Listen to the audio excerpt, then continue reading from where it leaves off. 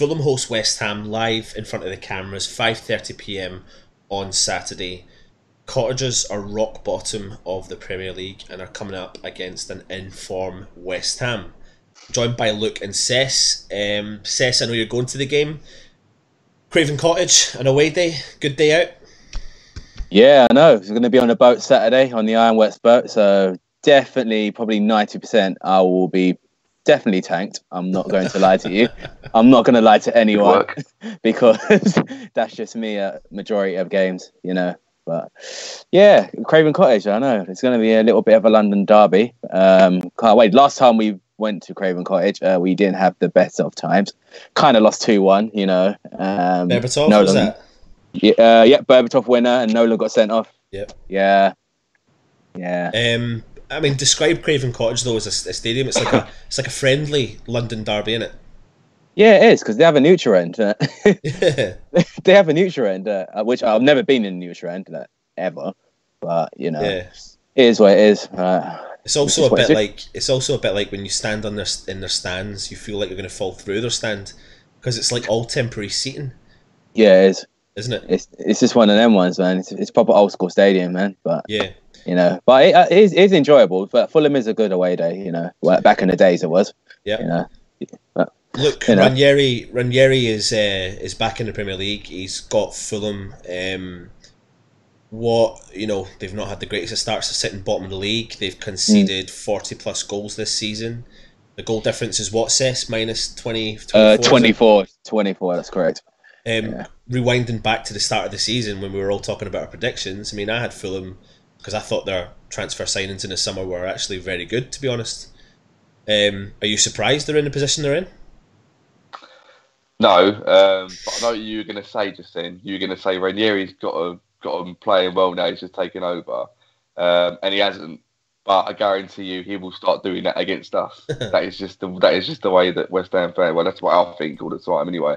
They'll book his favourite or something, won't they? When they come up to go down, along with Cardiff and possibly Huddersfield. But apparently, the previous manager was being a bit too naive with them, attacking wise, and they were trying to score goals. They weren't getting caught on the counter. And now they've still got a pretty dodgy defence, but apparently Ranieri's tried to get them to be more compact.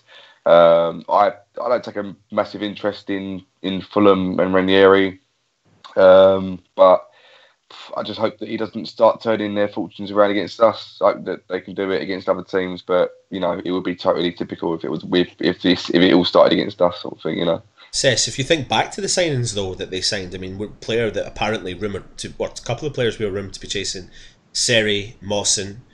I mean, Seri was a sought after midfielder around Europe. I mean, are you surprised at where they are? I mean, on top of that, they've signed a Premier League proven player, Shirla, who I rate highly. I still rate highly, to be honest.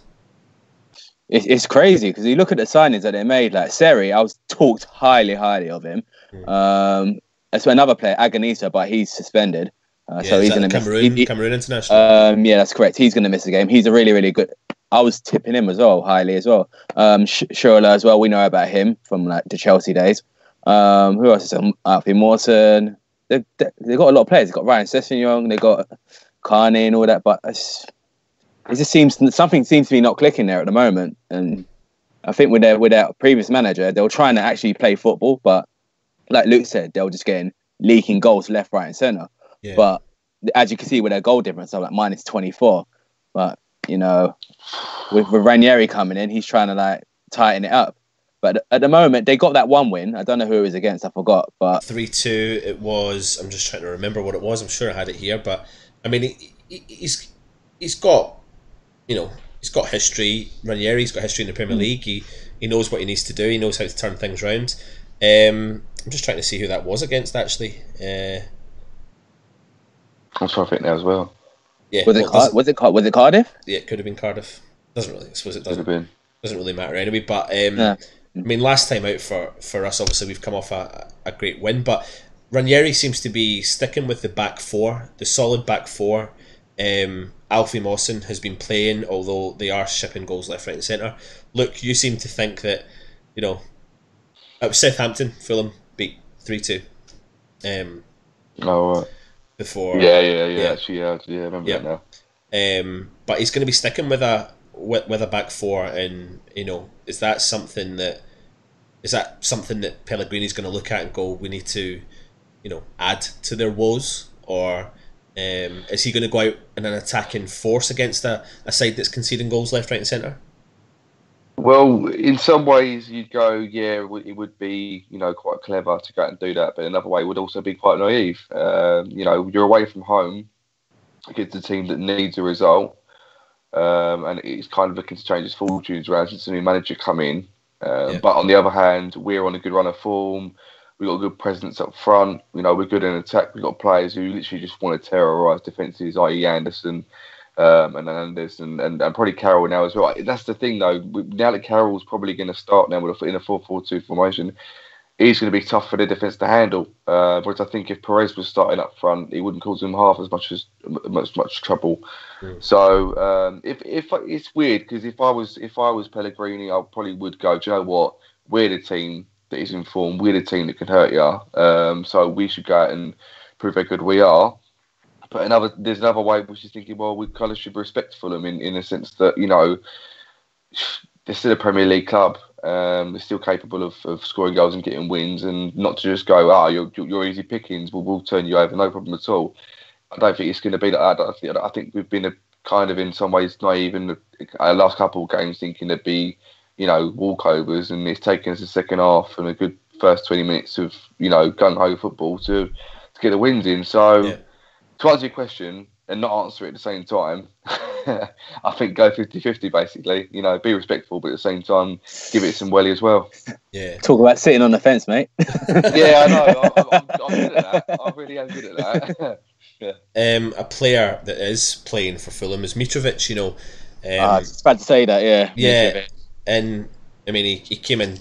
What was it, halfway through last season in their championship, and he hit the ground running for Fulham, and he was integral to them in their promotion push, and he's although they have struggled to get points, he is scoring goals and he is assisting.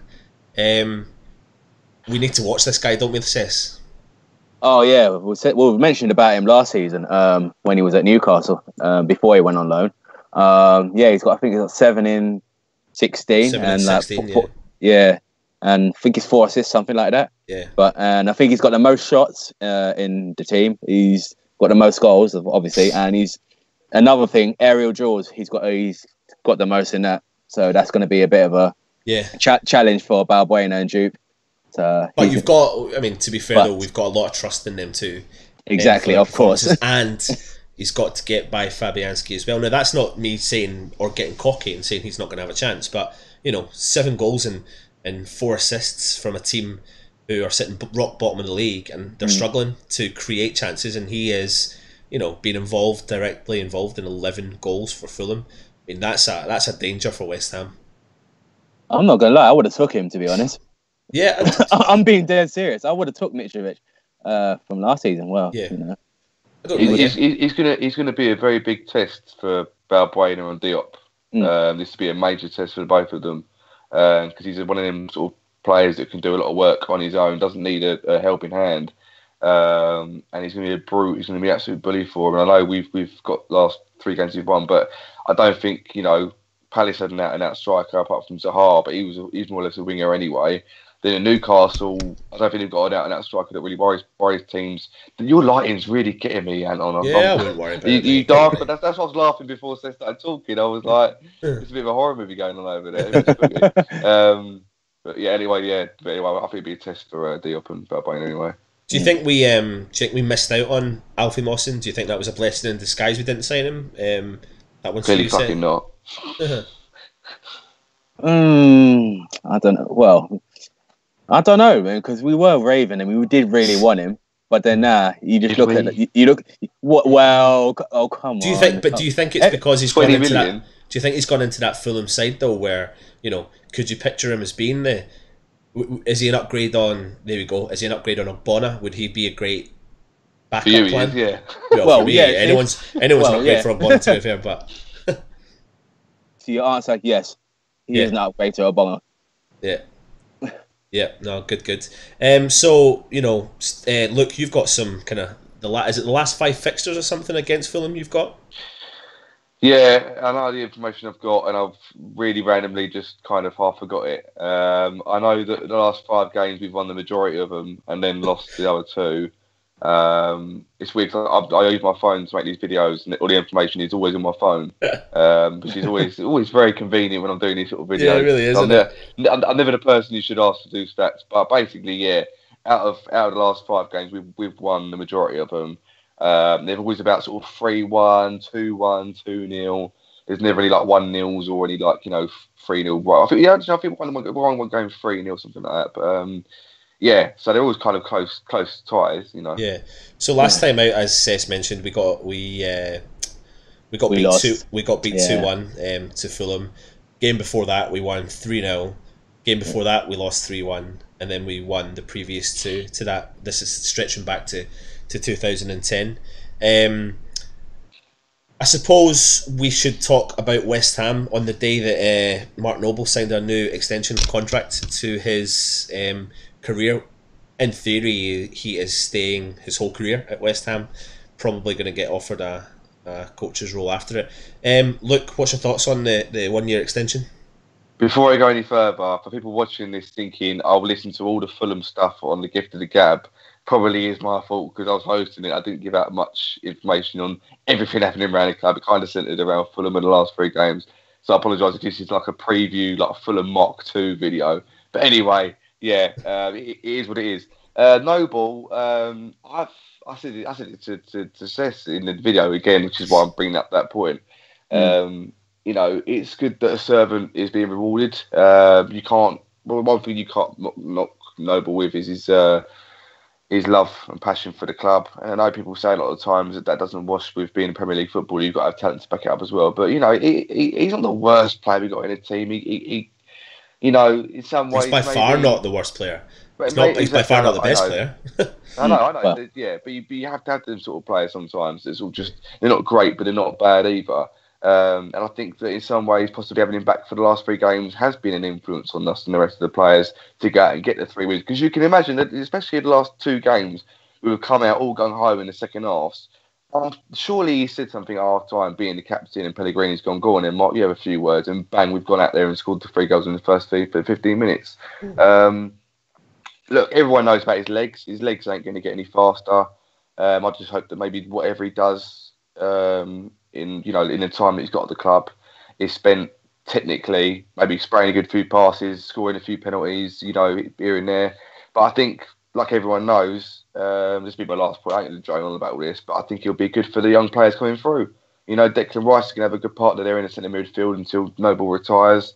Players like Dean Ganner are coming through the system. It's going to be great for them if he's still around the club. So You've just got to look at Mark Noble's his career at West Ham, and one of the players that probably influenced him so much was Scott Parker, Mr. 360 degrees.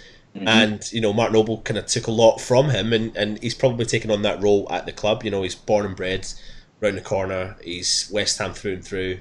And that you want guys like that around the club, and the club got absolutely slated over the James Collins situation, and then they went and maybe they were right, maybe they were wrong at the time, but when it comes to Mark Noble, I think they've made the right decision to extend that contract, because having him in and around the club, he'll play games. He won't play every single game, and I foresee him. I think Pellegrini's trying to. It's not a bad position to be in. I find that Pellegrini is trying to, in the nicest way possible, get Mark Noble out of the team, but Mark Noble keeps finding his way in the team. So that's a player. I know it sounds really weird, but that's a player you want in the squad, because he keeps finding his way back into the team, and that's not a bad thing because he keeps proving his worth. Therefore, we all know he's up and down in his performances. He gives us 3 games which are fantastic, then he gives us 2 or 3 games which are not great. Then we're all calling for him to be dropped. So if it can be managed, then we can get 12, 15 games out of him a season. I think sometimes that probably, not saying that all the players look at social media, they look at the direction they get from fans afterwards, but perhaps that's what Mark looks at. He sees the fact that he's having a few good games, and maybe there's a part of him that goes, right, okay, I'm back in the fans' good books. I can sort of take my foot off the gas a little bit. But if he knows that the fans on his back going, come on, Mark, if you're going to be in this team, you need to prove your worth again. Maybe he goes, right, okay, all right, next game, I will prove to you that I still deserve to be in this squad. So I could be wrong, but I think that maybe that might have something to do with it. Sess, we're going for 4 wins on the spin. I mean, did you think 2 weeks ago or a week and a half ago we'd be saying that? I mean, we're going for our 4th win on the spin. Without being cocky, I suppose, at the end of the day, is it going to be Is it going to be 4-4-2 that Pellegrini's going to set up with, and is he going to go out and go all out attack for this game, or is he going to play it safe? I do see him going 4-4-2 again. I could see it coming. I could see it being Carroll and like Hernandez up top. Like I said on the Gifts and the Gabs, I don't see much changes. I still think Mascherano's going to keep his place for some reason, but you know, it is what it is, man. Yeah, well, with Mark Noble, you just knew. I'm not surprised. I'm not surprised he got a new contract. I kind of saw it coming. I'm not really mad about it because, you know, in the long run, he's gonna be in the coaching role. You know, he's still going to be part of West Ham regardless, and it's still going to be. There's always going to be that. Fans one way, fans the other way for Mark Noble. It's going to be like that till the day he retires. But when he retires, we're all going to clap him. You know, we're all going to give him a good send off. But you know, it's just one of them ones. It's what it is, man. Not for another 3 years, mate. Yeah, I know. Not for another 3 years. I know. I know that. But yeah, but obviously, you know, some might clap him off a bit ferociously, go and get the fuck off that pitch now. Stop taking the piss. No, but in all seriousness, in the long run, after the 3 years, we'll still get another centre mid in, probably another 2, because obviously Jack Wilson, you don't know how long his legs are going to go, so you know, we'll probably get another 2 centre mids within the 3 years anyway. So, but one thing I want to come back to is you mentioned Andy Carroll. I mean, looks like Lucas Perez is going to miss this game. If any of you seen his injury he picked up in the week. Yeah, it was a stud went through the kind of just above his metatarsal and through the kind of top of his foot. So looked nasty, and I mean it's a sensitive area of your foot, so I can picture him being out for a little while. Although they've said it's potentially just going to be the one game, but the prospect of little and large Andy Carroll and Hernandez does, for me personally, and whether you hate him, love him, whatever you think of Andy Carroll, that's a kind of mouth-watering... Is it a mouth-watering prospect? Look? Yeah. I haven't seen enough of it. A lot of fans have been calling out for quite some time now, saying if you've got 2 available, just use it, because we've used him up front with Arnie before, and it was just starting to get into work, and obviously Arnie got injured. Andy Carroll is actually pretty good with his feet. A lot of people don't really like to admit it sometimes. He is. We've just tended to just boot the ball up from every opportunity when he plays. But this is the thing that is good about this game, the fact that it's away from home. So you're away from the pressure of the home fans that, you know, maybe if you're not working hard enough, the work rate isn't there, they're going to have a go at you, whatever.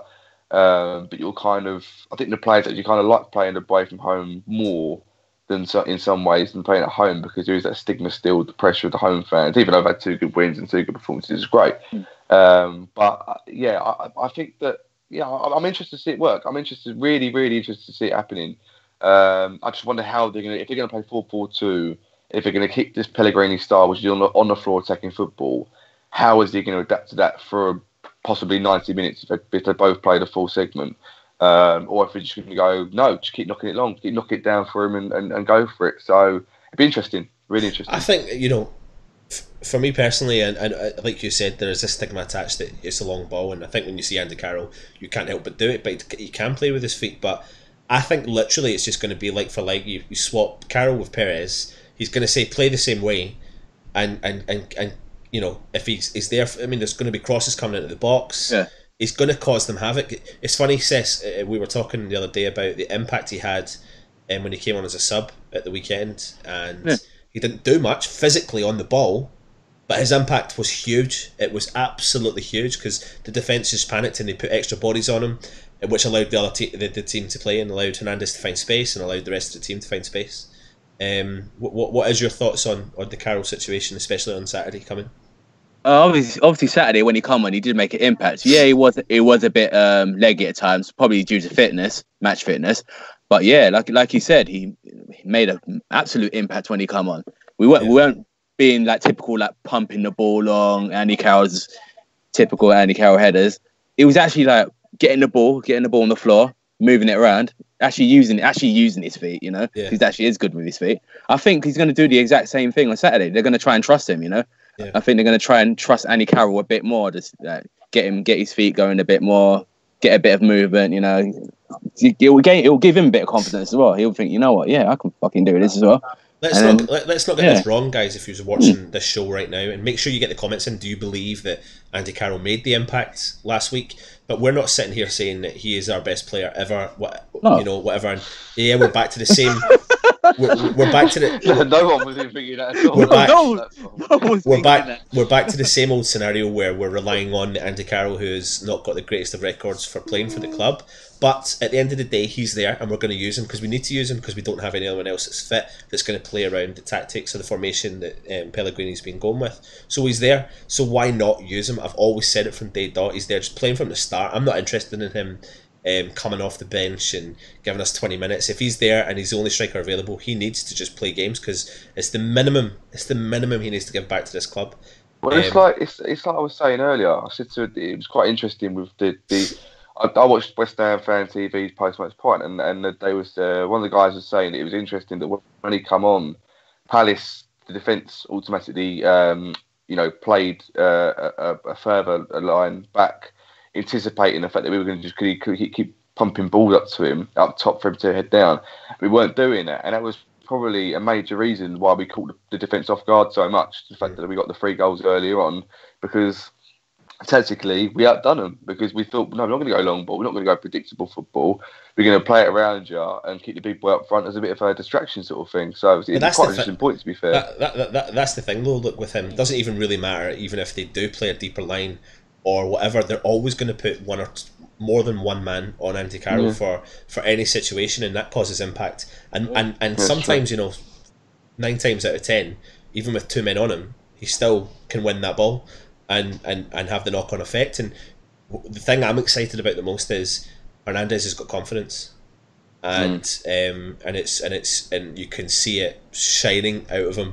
And he looks like he's enjoying himself again, and he's making those runs. He's making those typical poacher runs. He's taking risks with the offside trap. He's beating the linesman to get on, you know, stay onside. And that, for the free kick chance where Anderson took, I mean, who was it I was watching? Ian Wright. Ian Wright made a comment saying, you know, that goal's going to go so unheard of because the other 2 goals were fantastic in the game. But in actual fact, if you look at the way, first and foremost, how he beat the offside trap, he just went for it. The ball was rolling in an awkward manner and he hit it on a volley in the top of the net. I mean, the guy's reeking confidence right now, and that's something that I'm a Hernandez lover anyway. So yeah, same that helps the manner. But, there's probably not going to be a huge amount of changes throughout the rest of the team. You mentioned Masuaku probably starting again. I know you talked about him last night, and we've probably talked about him every single week, so I don't think we need to really go over that again. Yeah. But is there any other changes you want to see? It looks like Wilshere is touch and go whether he's going to be fit.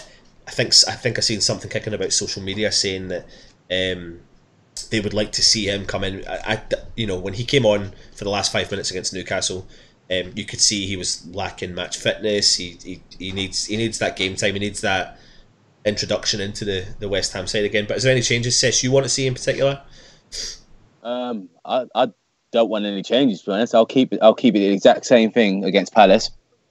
To be honest, I won't make no change whatsoever.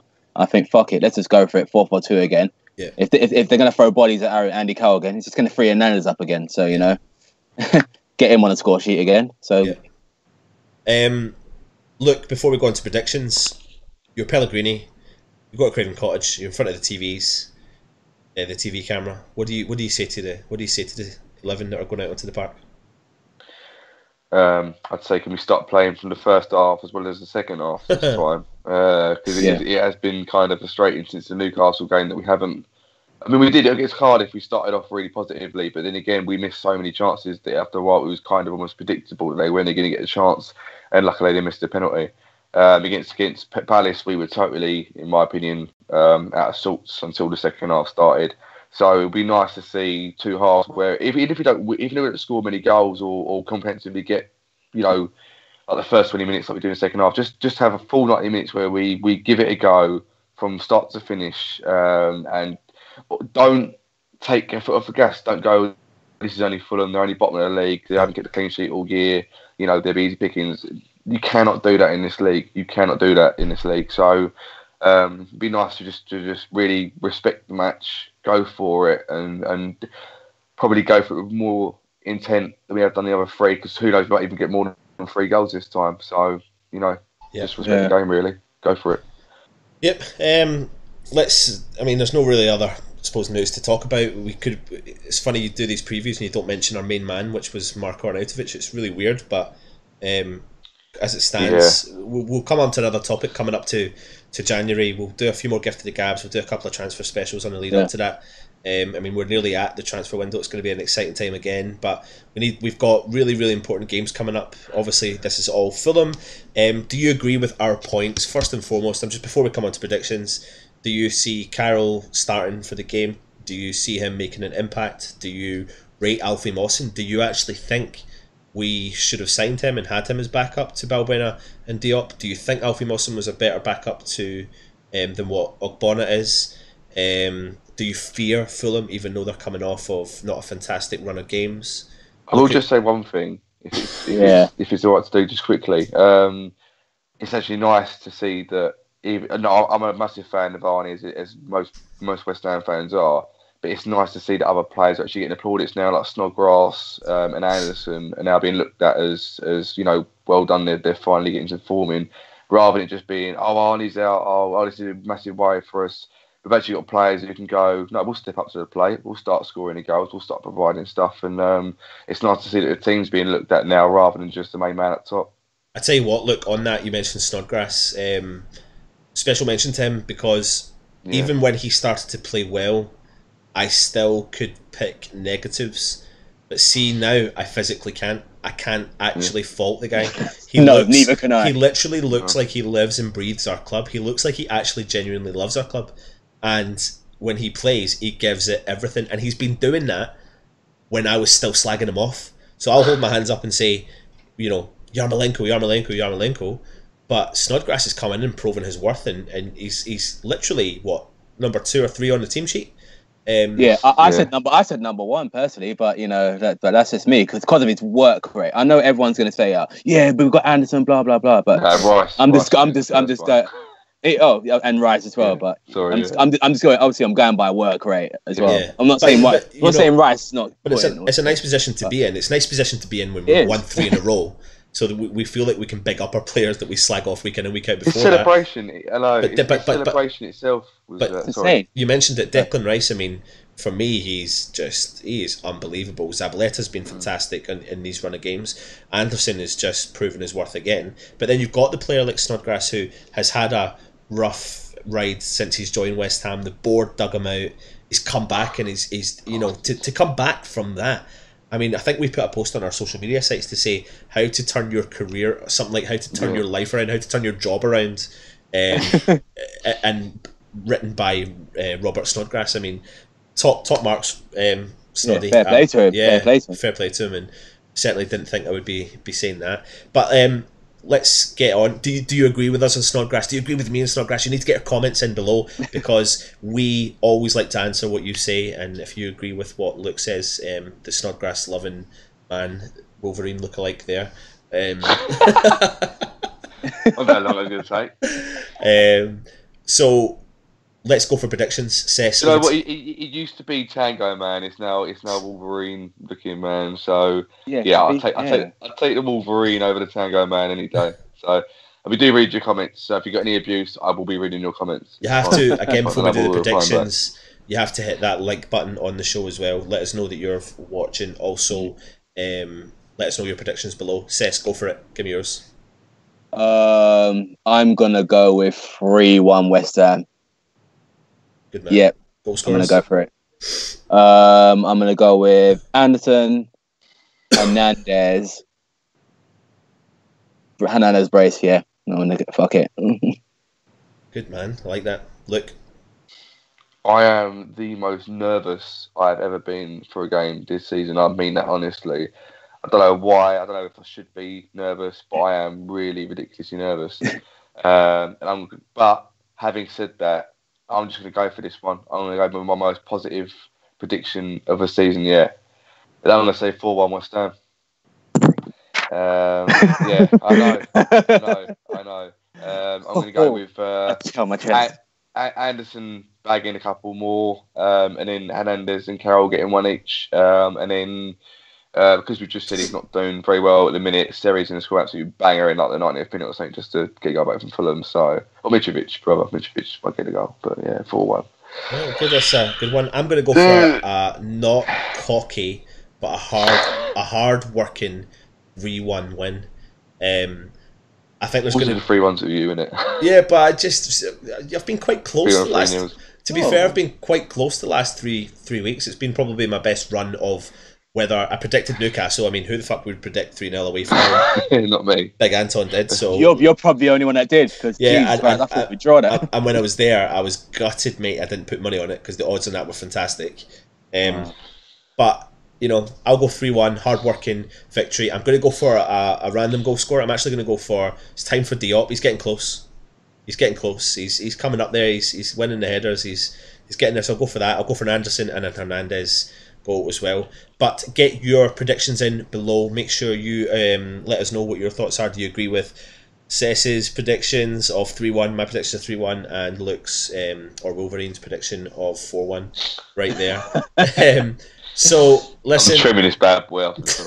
Hey, I just can't wait to win my money off my Fulham mate, man, because he made a really, really audacious bet with me. Yeah. What I want to say is, if you see Cess at the game, buy my pint. Because I might not remember it. He might not remember it, but that's if he makes it off the party boat. Yeah. That's if I don't go man overboard, you know. Yeah. But that's been our preview of the Fulham match. Just get behind the side. You know, we're on a 3 winning streak, but we need to get behind them and not go into this game cocky. And let's just hope that Pellegrini sets that up and goes and hits West Ham with the work ethic that we've been showing in the last 3 games. So that's us. He's been Luke. He's been Cess. I've been Anton. We're Irons United. Come on, your Irons. 4 in a row.